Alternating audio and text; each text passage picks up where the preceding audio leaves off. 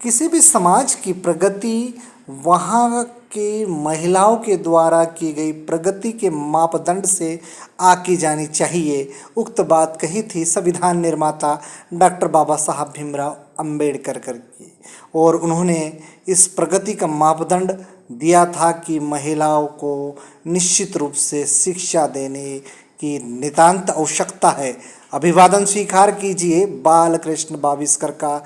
और ये जो आप तस्वीरें देख रहे हैं, ये जो बालिकाएं दिख रही हैं, ये बालिका है ज्ञानोदय विद्यालय इंदौर की। और वर्तमान में आप जो ये चित्र देख रहे हैं, ये भोजन के पूर्व प्रार्थना करते हुए दृष्टिगत हो रही है।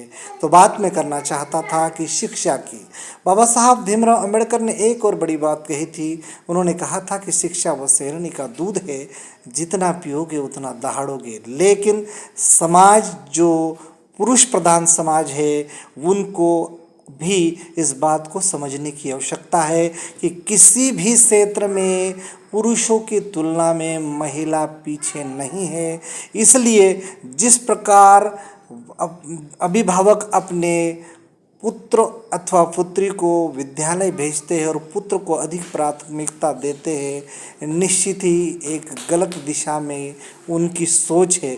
किंतु आज हम देखेंगे कि महिलाएं कहे या पुत्रियां कहे, वे किसी भी क्षेत्र में पुरुषों से या बालकों से पीछे नहीं है। चाहे वो शिक्षा के क्षेत्र में हो, चाहे राजनीति के क्षेत्र में हो, या फिर आर्थिक क्षेत्र में हो, वो कहीं न कहीं समाज में उच्च स्थान हासिल करती है। जहाँ तक शिक्षा के संदर्भ में बात की जाए, इस देश में जो बड़ी बड़ी परीक्षाएं आयोजित की जाती है, जिसमें नीट कहे, आईआईएम कहे या आईआईटी कहे, हर क्षेत्र में लड़कियों का, बालिकाओं का दबदबा आप दृष्टिगत होगा। चाहे आप पनडुब्बी में कहे या फिर आकाश में कहे, चाहे आप पाताल में कहे या फिर धरातल पर कहे, महिलाएं हर जगह अपना एक वजूद दे देती है। चाहे वो प्रशासनिक क्षेत्र हो, आईएएस हो, आईएफएस हो या आईपीएस हो, महिलाएं हर बार बाजी मारती है। इसलिए जो इंदौर में संचालित है विद्यालय, ज्ञानोदय विद्यालय, ये तस्वीरें इस बात का द्योतक है कि बालिकाएं निश्चित रूप से प्रगति की ओर अग्रसर होगी।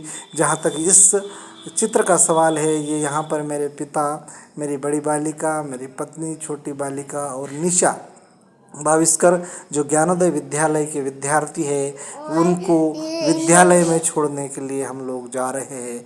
तो आप पालक, अभिभावक या दर्शकों से निवेदन है कि इस विद्यालय में जो समुचित व्यवस्था है, शिक्षा की जो उच्च स्तर है, उसको आप समझिए और अपनी बालिकाओं को पढ़ाइए। और इस विद्यालय, ये विद्यालय विशेष करके अनुसूचित जाति के लिए है। नमस्कार।